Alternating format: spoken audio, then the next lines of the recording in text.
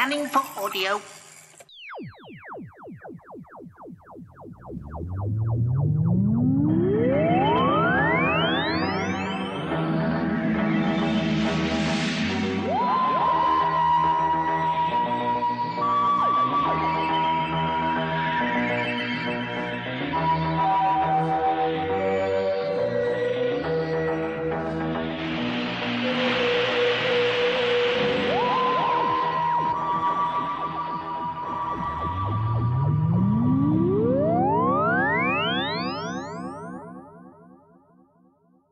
Welcome once again to the Tin Dog Podcast, recorded live from in front of a cat. This week's been the week of Gallifrey 2009, or Gallifrey 20, in the good old US of A, and I just need to say how ridiculously jealous I've been.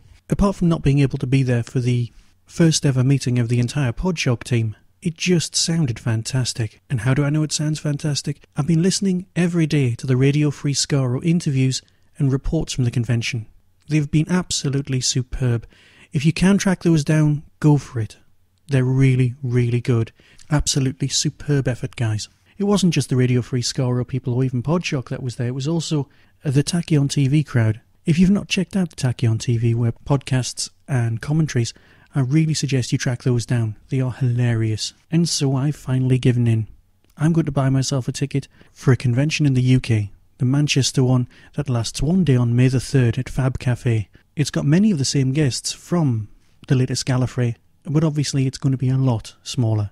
People like Dave AC and Tim Geary are both coming, and of course the Colin Baker is down as one of the guests. Always a good turn. But enough of my jealous ramblings. Let's talk about something proper. Let's talk about Doctor Who.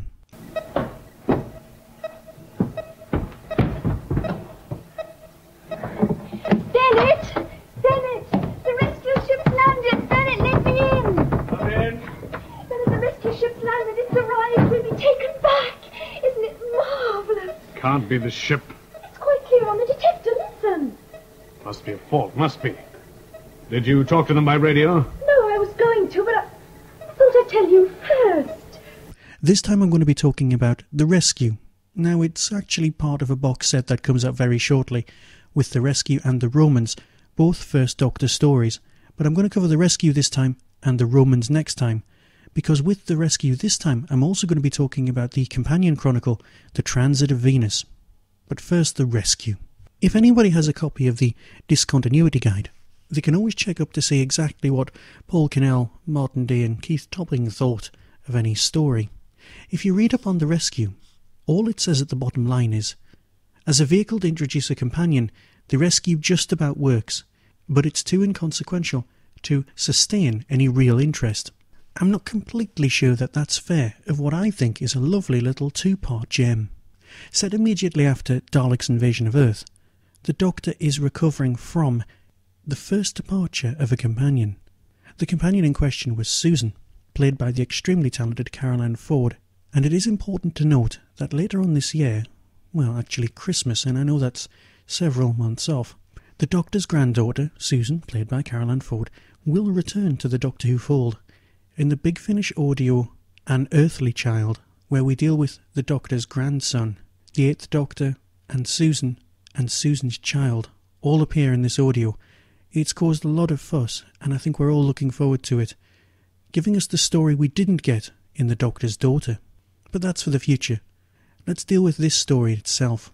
At this point in Doctor Who history, the crew of the TARDIS consists of the Doctor, played by William Hartnell, Ian and Barbara. Ian and Barbara are both teachers. They were teachers of Susan's and had followed her into the TARDIS in the story An Unearthly Child. They'd been through the mill and had been trying to return home for some time. The Doctor kept trying and was never truly successful. At this point, the Doctor was not the greatest pilot of the TARDIS. But here we see a different Hartnell. A Hartnell that's evolved, become more jovial. The character's story arc is actually very impressive if you experience all of the First Doctor's stories from beginning to end. He moves from the classic crotchety Doctor all the way through to, well, somebody quite lovable. And for me, now that he's got rid of Susan, this is the beginning of a more, well, not exactly action-orientated Doctor. We had seen him climb up the inside of a drainpipe in the story Planet of the Giants. Yeah, we'll get back to that one another time. But here we have also a Doctor who is feeling old. He's feeling his age, which I know is ironic given that he's only a few hundred years old at this point. But he is feeling old. He actually sleeps through the dematerialization process when they land on the planet Dido. Yes, you can make your own jokes up later about the name. Many, many people do. The Doctor has been to the planet Dido before, but perhaps I'm getting ahead of myself on the retelling of the story front. You see, there is a crashed spaceship already on the planet Dido. Inside this spaceship are two humans. Vicki, that's not short for Victoria, it is just Vicki, and a man who has been crippled called Bennett. Bennett is almost bedbound and has the social skills of a stick. Vicki is doing her best to look after him, but also is aware of one of the planet's inhabitants, Koquillion. Again, there's kind of something else involved. There's a sand lizardy thing, but I don't really want to spoil this plot for anyone. This plot is basically a one-trick pony, but don't hold that against it. Suffice to say that the Doctor and the entire TARDIS crew go through the mill, meet Vicki, meet Bennett, meet Koquillion, and things come to a fairly acceptable ending. Koquillion's voice, for me, is one of the weaker points of the whole storyline, and admittedly, this was one of the stories that my wife just laughed at, mainly because of the model shot at the beginning. The opening sequence of the crashed spaceship with the Union flag on the side. Actually, no. Here it would be the Union Jack. If the Union flag is on the side of a ship, then it's called a Union Jack. And of course it's a spaceship, so it is a Union Jack. Is that a factoid or is that just a ramble? Leave it. And everything in this story was designed by Raymond Cusick, but it still doesn't stop it from showing its age. The models itself were built by Shawcraft Models, who had built the Daleks and a host of other things designed by Raymond. They did do a marvellous job, but they were prop builders, they weren't designers, which is fine. Everyone should work to their own strengths. And for its time it was a good model, but it is showing its age. Things like the computers on board the ship, if you show them to someone now, they will have trouble doing anything other than laughing. But that's not what this is about. This is a character piece. All right, it's a retelling of The Tempest, or Forbidden Planet if you want, which again would be retooled in Planet of Evil, very, very differently. But the basic premise is still there. There are gigantic similarities between this and the film Forbidden Planet, but that's something for you to experience yourself. The thing that I personally find the most hilarious about this story is Koquillion's voice itself. Compare this. What were you doing? Walking. In future you will go no further than 50 yards from this ship. With this, taken from Monty Python and the Holy Grail. What is your name? My name is Sir Lancelot of Camelot. What is your quest? To seek the Holy Grail. What is your favourite colour? Blue. Right, off you go. And I think you'll find, no, again, it's just me thinking these things. The new character, Vicki, is very, very well done. It's a great introduction to her. She's not Susan, and she is played by Maureen O'Brien, the thriller writer, so you may already have some of her work, which made her difficult to track down for the DVD extras. And the disc itself features a commentary by William Russell, Rim Cusack, and the director Christopher Barry. There's a lovely making-of documentary which goes into a little bit more depth than usual, with it being a 2-episode story, called Mounting the Rescue. And of course there's the usual photo galleries, production notes, there's the Radio Time stuff with PDF format, and a coming soon for a very nice Cyberman story. William Russell played Ian Chesterton in the series. He was the science teacher to Barbara's history teacher, both of which of course taught Susan. And it is to Ian that we turn for the second part of this Tin Dog podcast, where I'm going to be discussing, or reviewing, Transit of Venus.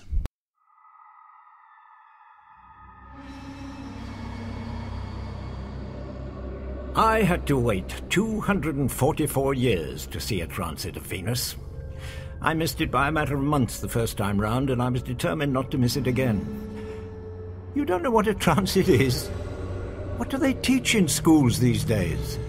I'm a scientist, you see, and something of a student of the stars, for reasons that you'll come to understand, although you might possibly find them hard to believe. I must first explain that my life has not been an ordinary one. Oh, nothing extraordinary for the first few decades, but then I met the Doctor. My fellow teacher Barbara and I were concerned about an unusual pupil, a girl called Susan. It turned out she lived with her grandfather, the Doctor, in a time and spacecraft called TARDIS.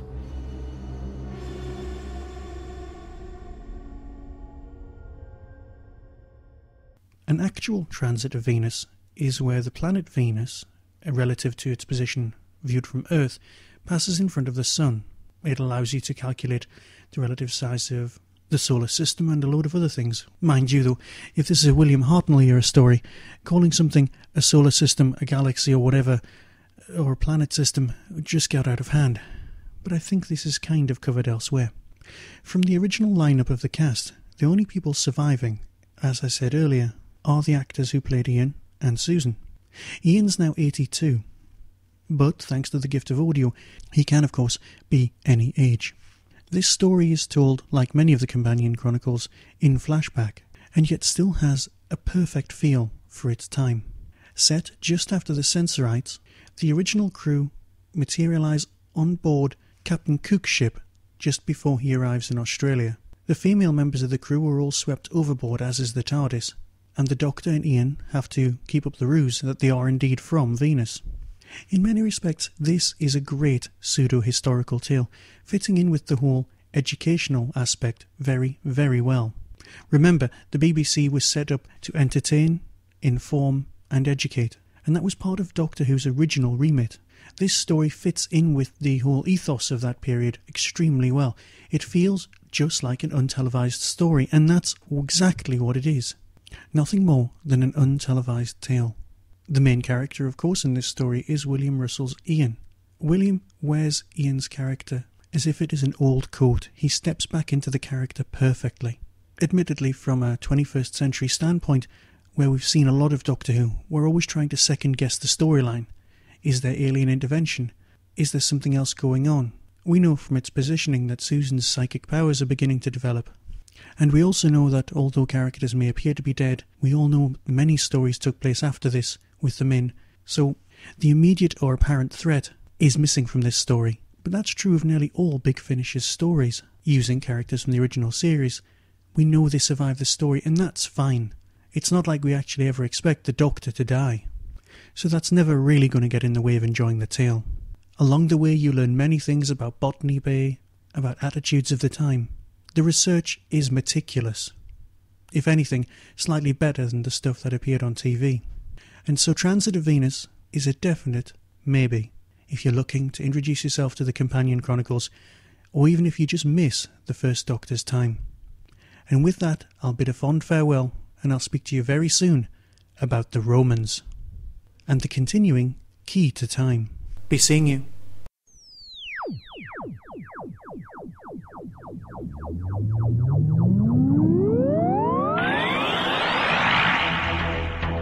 You have been listening to the Jim Dog Podcast. Doctor Who and its associated shows are all trademark of the BBC. No infringement is intended. Contact us at tin-dog@hotmail.co.uk.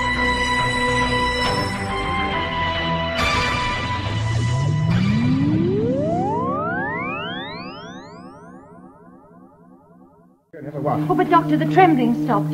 Oh, my dear, I'm so glad you're feeling better.